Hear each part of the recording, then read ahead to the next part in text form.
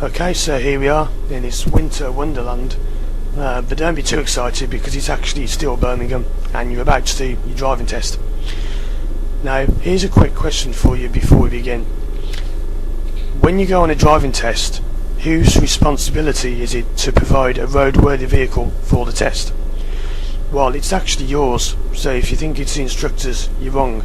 Now, the reason I mention this is, especially at this time of year, when I filmed this it was -5 outside. The examiner will often ask you, when it's or before the test begins, can you show me how to operate the windscreen washer? Now, if you hold a button down and you just get a noise that goes nee, and that's it, no water comes out, your test is abandoned, it's cancelled, and you've lost your money. Now, the reason this happens is a lot of instructors simply don't bother filling up the car with screen wash. Now, if you're paying £20 an hour for lessons, you might expect them to, but they don't. Every year, loads and loads of tests I see get cancelled because the people sitting in the car, the wipers are going left, right, there's no water coming out, test cancelled. So, I'll talk more about that later on, and there are exceptions when it would be the instructor's fault and you could claim the money back. But you need to be aware of that because it's something a lot of people don't know.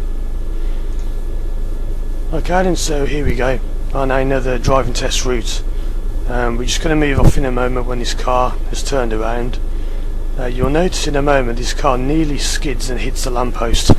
You can't actually see it very well in the video, but about now the wheels are spinning and spinning and it just about got back in time. So for this video I will obviously be keeping the speed right down. There are a few places where it does skid, and that's the reason why your driving test will often be cancelled if it snows. Now, if your test is cancelled because of bad weather, and that could be high winds, snow and ice, it doesn't matter about rain, they do them in really bad rain. What normally happens is your test is booked for the next available time, which can be 6 or 7 weeks away normally. So what I recommend is when you book a test this time of year, always book it later in the day. I always say to my pupils, don't book it in the morning because this is what it's like in the morning. On the afternoon of this day, this ice had all gone and the tests were being done. But it was about -5 when I filmed this, as I say, so the test would not be done normally in those conditions.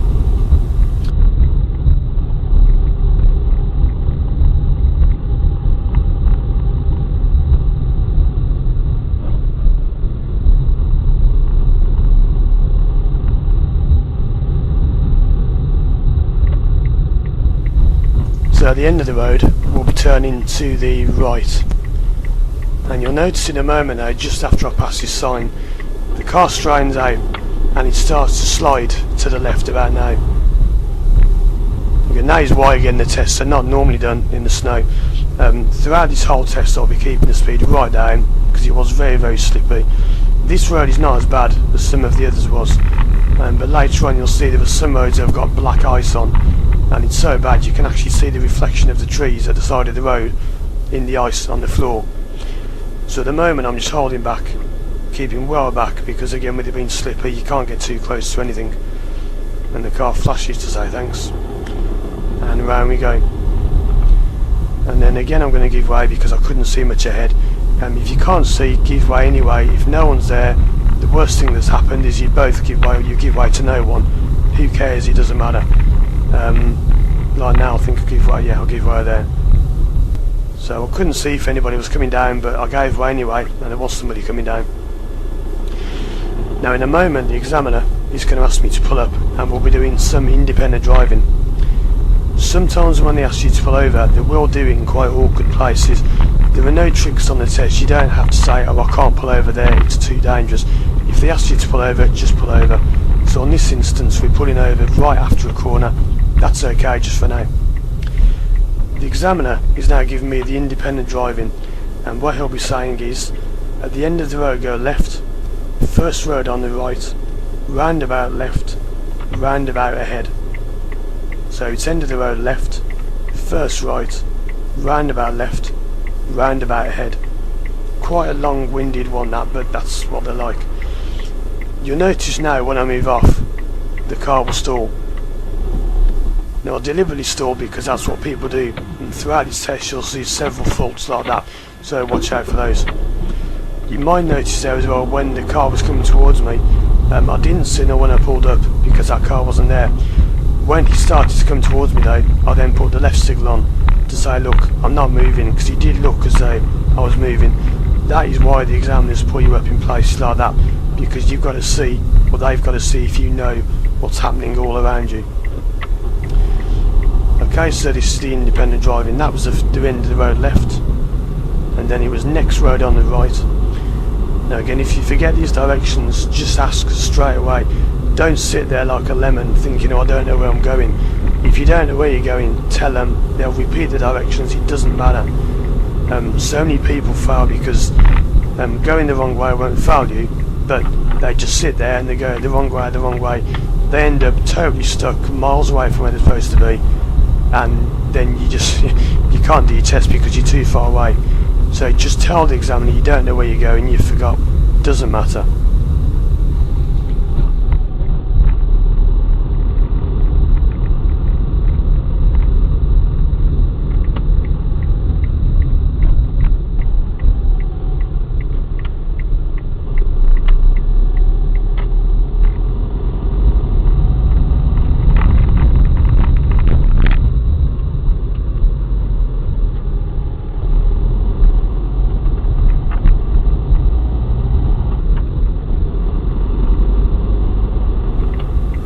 So when I pull up now to do the next independent driving, what I'm going to do is deliberately stall the car, so my clutch stays up for too long and it's still in third, bang, stalls. Okay, so it doesn't matter, you can just turn the car back on. Not the best thing to do, but it doesn't matter. This is now the next part of the independent driving. This is quite a difficult one. The examiner then will have said to me, next roundabout ahead, the following roundabout right, third exit, third road on the right, end of the road right. Now that is quite tricky. If you don't know the area, that can be tough. So it's roundabout ahead, roundabout right, third road on the right, end of the road right. If you forget where you're going, just tell them, they'll repeat it. So we're going over the roundabout. You can see how bad the road is here, and the ice, the black ice is so bad. You can see the trees reflecting in the ice. So next roundabout, that was the one where you went ahead. What was the next direction? Well, it was right, third exit. Sometimes I won't say the exit number simply because it's too confusing if they say first left, third left, fourth right, fifth left. They might just say right on the roundabout, and then they'll clarify when you're on the roundabout which one it is. So in a moment we've got quite a narrow little bridge coming up. Loads of people fail on things like this because when they come up to these, they don't look in the mirrors. You must know, you see me looking in the mirrors there, you must know what's behind you, because if you've got something like a bus right behind you, then the cars the other way will give way to you, or they should. If there's nothing behind you, then you might have to give way. And in a moment you'll see, this is what you call intelligent driving. This is a part of advanced driving. I'll signal right now and I move right really early. Now that would normally be too early. The reason I did that is right behind me there was a blue car and the bus was moving off. If I had moved right too late, it would have looked like I was going to overtake the bus. The car behind would have followed me and driven straight through the back of me. So sometimes you can deliberately move right early like that. It's what I call car language, like body language, but car language. You kind of say, look, I'm doing this, I'm going there. So the next direction, this is the final part. Can you remember which way it was? Well, it was end of the road, right. And again, a lot of people here fail because this road is very badly marked, and wherever you live in the UK there are roads like this. The end of the road you have to go right, but you can't go down the first road on the right because that's a one-way road coming up the other way. So in a moment what we're going to do is we pull up. You know, start looking both ways. Even though the road is one way, you still must look both ways because you do get things coming up the wrong way. This one again, right turn only. There were no signs saying that. There were no entry signs. There's nothing telling you that. You would only know because all the vehicles parked are facing that way, and you've just passed over the other one-way road. So that's how you do that. So So that is the end of the independent driving, and we're back to normal driving now. So we're going down the road, and this part we're just going to keep driving and driving for a little bit, and then the examiner will say to you again, can you pull over on the left? So we pull over there,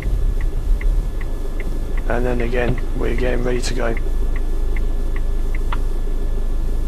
So I'm checking around, quite a busy road again. You will be pulled up on a lot of busy roads. For that reason you've got to tell, or they've got to tell, if you can move off when it's busy. So I'm looking around.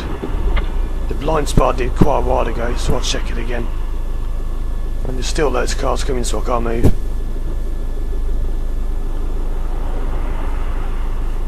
And then still checking the mirrors. And then because it's been quite a while, you notice recheck the blind spot there. You must recheck it. You can't just look in it and then go, 30 seconds later. You must check it again just before you go. Don't, however, overdo it, because loads of people I see, they go blind spot, blind spot, blind spot, blind spot, mirror, blind spot, blind spot. If you keep doing it, it looks as though you don't know when you should be doing it. So you only have to go middle mirror, right blind spot, go. Just like that. Don't overdo it. It just looks stupid if you overdo it. So going around the bend, there's quite a sharp bend now, goes left then right. The examiner will now say to you to take the second road on the left, and the roads are very close together, and they will say to you that the roads are very close together. If you signal and pass a road without turning in, again you fail straight away, because that's dangerous. So I'll signal left now, still in third, go, done. As with the other video I was talking about positive driving, that's what you want to do. You don't want to crawl up the hill, come down to one, stop, roll back, handbrake on, all that rubbish is not going to work. Okay, so I'm pulled over again, and I'm checking around again, and then it's going to be left at the end of the road. Now you might notice already I've stalled the car about 3 times, and this is just to illustrate things that can happen on the test. So we're carrying on now, and there's a very tricky direction now. Just after the bridge we're going to turn left, and what they'll say to you here, again it doesn't have to be this particular road, it can be anywhere. They'll say just after the bridge there's a road on the left, and if you look out for the sign on the right, it's just opposite the sign. But before that we've got this lorry to deal with, which is parked in a really bad place. So again, notice how I'm keeping well back, waiting for the traffic to go, and then only going when there's a nice big clear chance. So next road on the left, hidden away, very hard to see this one in real life or on the video, but it comes up just around the corner here. So there you go. Now if you were coming up to that junction and you were going too fast and you missed it, don't ever just signal, slam the brake on, swerve in. Just forget it, just drive past, say I've missed it, that's fine. The examiner will get you back on track, doesn't matter. Yet again, I'll say this again because it's so important, don't ever just swerve and change direction.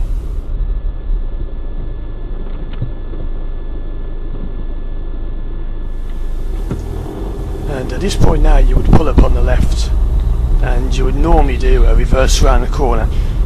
Now I couldn't do that because the weather was too bad, so that corner there you would normally pull up and reverse around.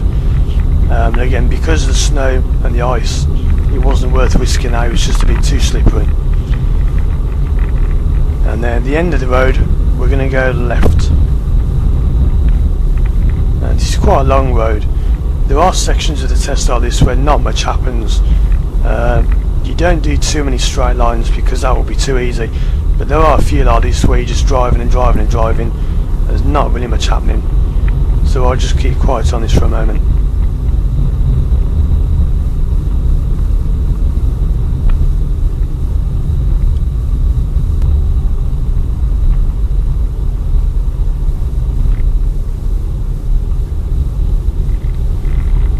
Okay, so we've gone around all those vehicles,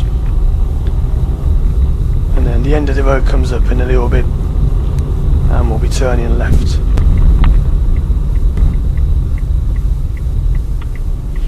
Notice there the bike going past the end of the road.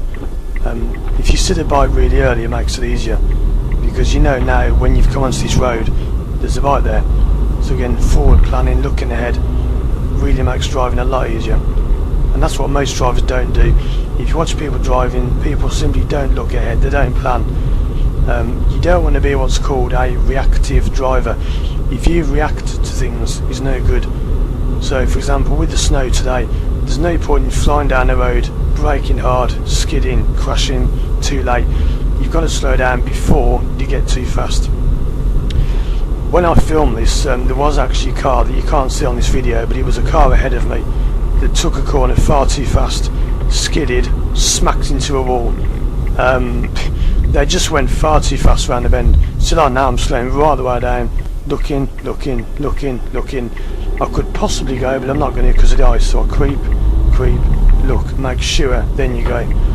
Again, so many drivers, especially newer drivers, will simply fly up to the end, see something, slam the brake on, too late. And even if you don't crash, it's too late because you've already slammed the brake on. People behind you will be slamming their brakes on. So these crossroads, follow the road ahead. The examiner now would not normally speak, and if they don't speak, you simply follow the road ahead at all times. And he doesn't really look ahead, but that is classed as ahead. So down this road we go. And there's another part in a moment like that where I can show you where the examiner won't speak. And if you say the wrong thing, you can fail. You can actually fail tests, I mean, just for saying the wrong thing. So, say if you get to the end of the road and it's a left turn only, and you say, which way are we going? Some examiners will just say, do whatever you need to do, and that's the good examiner. Some examiners who aren't so good will say, turn left, and then they'll fail you, because you could have potentially gone the wrong way. So yes, you should see the sign, but when you want to test, people get nervous. So if you've got to the end of the road and they haven't specifically said which way to go, you must either be going ahead or you'll be turning left or right if the signs say turn left or turn right. There was one time when the examiner did just forget to say, my pupil had to ask, and he said, oh sorry, I forgot. That's okay, but make sure that there's nothing, no signs around telling you where to go before you ask. So I'm going to pull up again on this road, and again here the people, he's going to stall the car.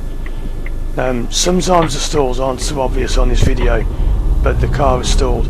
So there were about 3 or 4, I think there were 3 in total when I stalled. And I'm going to carry on driving now. Normally at this point you would do the emergency stop. See if you can guess why I'm not going to do the emergency stop today. Yep, well, too icy, too slippery, can't do it. But again, that you would not really gain much from watching that on the video. All you do, you'll go over this on lessons, you simply brake hard to clutch down. You don't check the mirrors of course because it's an emergency, but that you'll go over on lessons. So, end of the road left. This is quite an easy part of the route. We're just driving around the housing estate. So again, this part I'm not going to say too much, I'll just let you watch the video.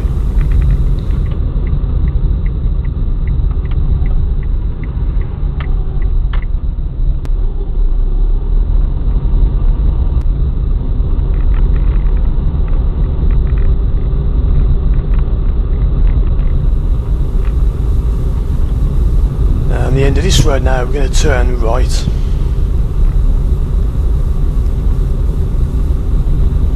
Again, these long roads can be quite easy or they can be quite tricky, it depends how much traffic you get. But normally again you will be doing more manoeuvres around here. On the old test, which goes back about a year now, you did used to have to do 2 manoeuvres. So some of the new test routes still involve going to places where you would have done the second manoeuvre, but you don't do 2 manoeuvres now, there's only 1. So that's why some of these routes seem a little bit odd. You think, well, nothing much is happening here, but sometimes that's just how it goes.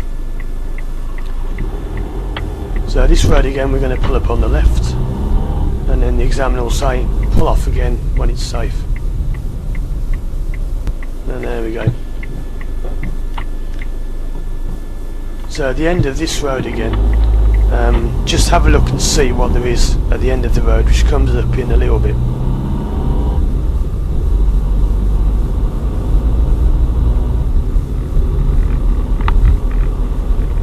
Okay, so you're looking ahead now. Now I know you can't see as well on the video as you would in real life, but what can you see happening now in the distance?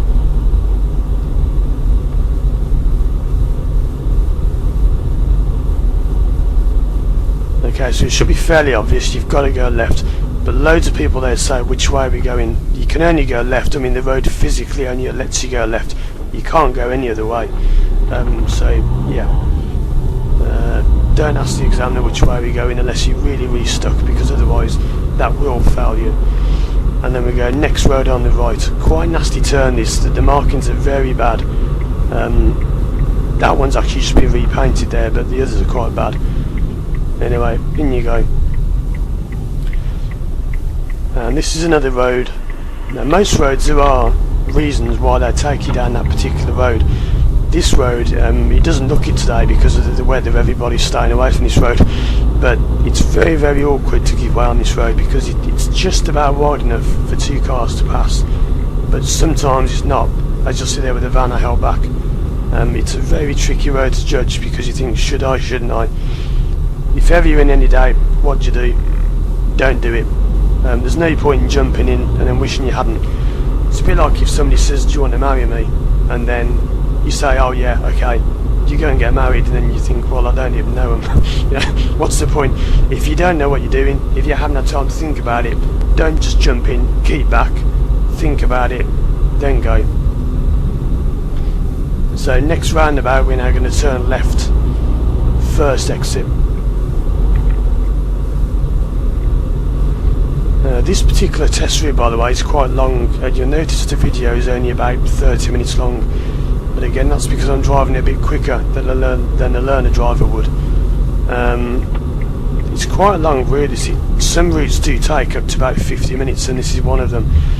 With the weather being quite bad today as well, the cars, you know, everybody's staying home pretty much, but sometimes I can go on and on tests. I had one the other day again that lasted for about 55 minutes, so that was quite a tough test, but it passed the first time, so that was good. So we're going to follow on up the road.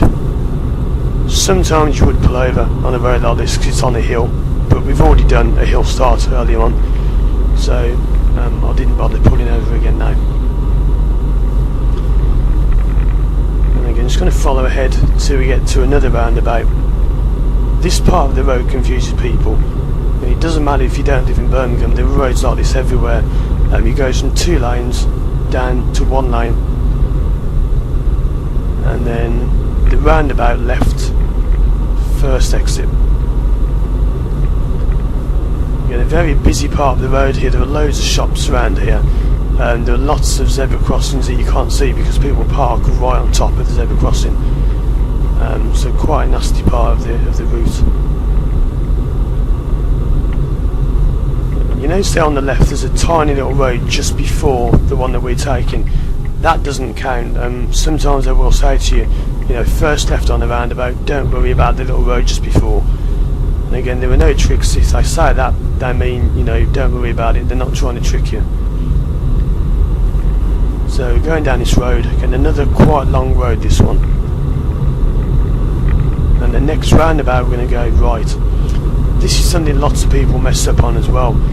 You shouldn't really, because if you've been taught properly this should be quite easy for you, but when you get to the mini roundabout further on down the road, just have a look and just see where would you be giving way to, because loads of people get this one wrong. Let's just wait till we get there, then let's have a look.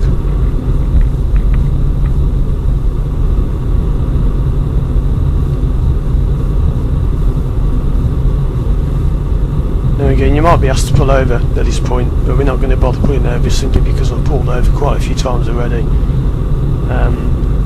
If you get asked to pull over here, again, they might say pull over somewhere safe, or they might say pull over anywhere, disregard driveways on this occasion.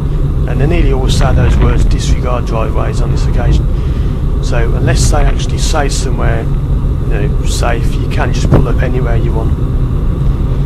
So next roundabout we're going to go right. So coming up to this mini roundabout, which way would you be giving way to? I know people say the right, but where is the right exactly on this one? Yep, it's just where that car came from, on the right. The one ahead there, that silver one, you don't have to give way to.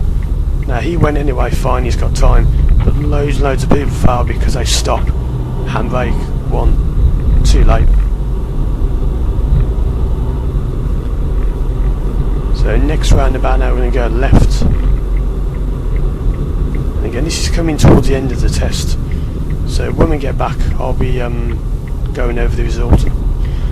One thing I meant to mention on that last road is imagine that the people were speeding a bit.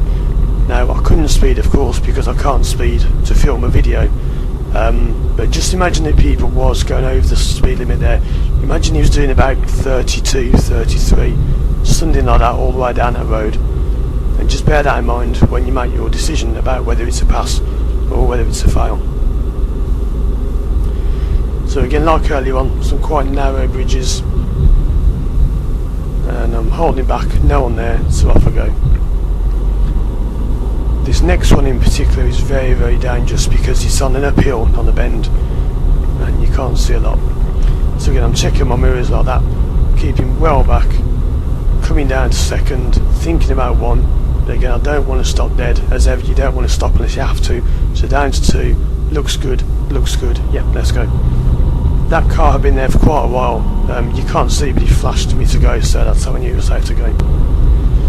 And next roundabout will go right, third exit, and not long to go now, only about probably about 2 minutes till we're back at the test centre.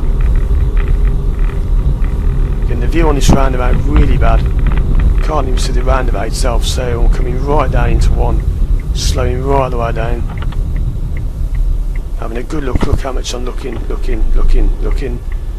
everywhere, even looking left in case people are running over the road, and then round you go. You must show good head movement on the test. You don't have to in real life always turn your head middle mirror, right mirror, because you can sometimes see out the corner of your eye. But on the test you must show that you're moving your head, move it to the middle, move it to the right. I had a people years back who was an actor, and I remember he saying it's a bit like acting on stage. You've got to kind of over-emphasise everything you do. You've got to really move your head and make it obvious that you're looking around. I have had people fail because they say they were looking in the mirrors and the examiner says you weren't, and they say I was, and they say you weren't, and they say you weren't. So he goes on and on. Make it obvious that you're looking in the mirrors, move your head a lot, move it middle, move it right, make sure it moves around. The blind spot check as well, I always say to my pupils, you should look like an owl, so your head should go right the way around, looking right the way back. Make these looks obvious or you won't pass even if you're doing them. So at the end of the road we're going to go left. There's a bus lane here. Again, many people think that cars can't go in bus lanes. Well, they can. If you don't know about that, you should ask your instructor. You can go down the bus lane. This one you can't, but many of them you can. This one is a bus lane from 7 AM to 7 PM. So I couldn't go down because, as you can see from the clock at the top of the screen, it was about 10, half 10, something like that. And then we're coming back to the test centre now, and in a moment you'll see I'm going to wash the windscreen. Again, this is just to show you how, if you're on a real test, just imagine how something's happened, you've gone past a tree, you've had a big load of snow fall on the car, something like that. You might have to wash the windscreen, or you've had loads of flies, splatter on the windscreen. That often happens. So in a moment I'll wash the windscreen just to show you how it works, or to show you that it does work.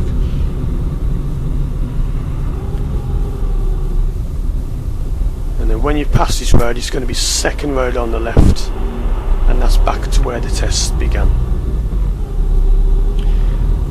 It was also quite funny, if you see the wipers washing on this video in a moment, they look like they bend. It's because of the way the video works. The watch it bend. They're not really funny.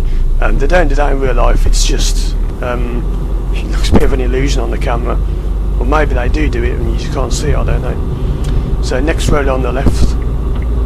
Again, very slow on this corner. Last corner of the test. Loads of people fail on the last corner because they're so happy about getting back. they accelerate, fly around the bend, smash into a car. Oh dear, test over. The test is not over until the engine is turned off and the examiner has told you it's over. So don't pull up now, smash it at the curb and think, oh, it doesn't matter, I've finished. Until the last moment when they tell you the test is over, it still counts. So we pull up, secure the car, handbrake, neutral, engine off. Now the test's over. And the result of that test would be a pass. Now you might be surprised about that, because you might be saying, well, hold on, you stalled 3 times and you were speeding. The reason I did that is to show you how you don't necessarily fail just because you've been speeding a bit. If you went up to about 32, 33, got it straight back down, doesn't matter. The one big advantage you have in all modern cars on the test is the examiner cannot see the speedo from the passenger seat. So they don't even know if you're going 2 or 3 over, so don't worry about that. Now you don't want to speed, of course, but if you do temporarily, everyone does now and then. You can't avoid never ever speeding. The next thing is the stalling. The stalling only happened when I pulled up and when I moved off, so not a major problem. You can stall 3 times and you'll be let off with it. Maybe 4, 5, 6 you would not be let off with that, but they do take into account test nerves. So there you go, that's the test, that's the pass.